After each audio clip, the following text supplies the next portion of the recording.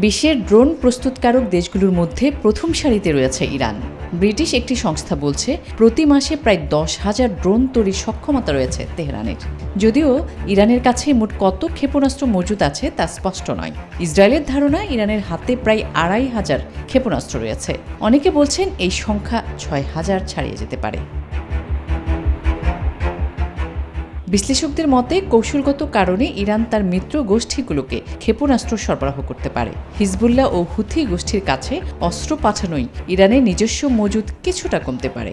এছাড়া গেল বছর ইসরায়েল যুক্তরাষ্ট্রের সঙ্গে সংঘর্ষেও কিছু ক্ষেপণাস্ত্র ব্যবহার করেছে তেহরান।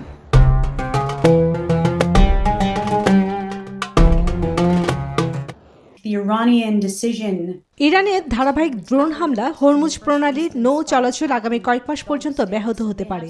তবে একই তীব্রতায় ইরান ক্ষেপণাস্ত্র হামলা চালিয়ে যেতে পারবে কিনা তা নিশ্চিত নয়।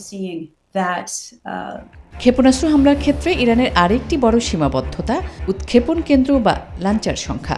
আগের সংঘর্ষে বেশ কিছু লাঞ্চার ধ্বংস করা হয়েছিল। সাম্প্রতিক হামলায় সে সংখ্যা আরও কমেছে বলে দাবি ব্রিটিশ গবেষণা সংস্থার।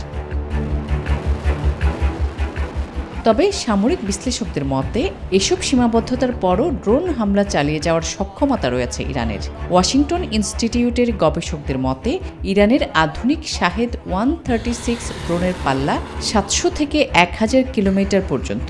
ফলে ইরানের মূল ভূখণ্ড বা জাহাজ থেকে উৎক্ষেপণ করলেও পারস্য উপসাগর কিংবা ওমান উপসাগরের প্রায় যে কোনো লক্ষ্যবস্তুতে আঘাত হানা সম্ভব।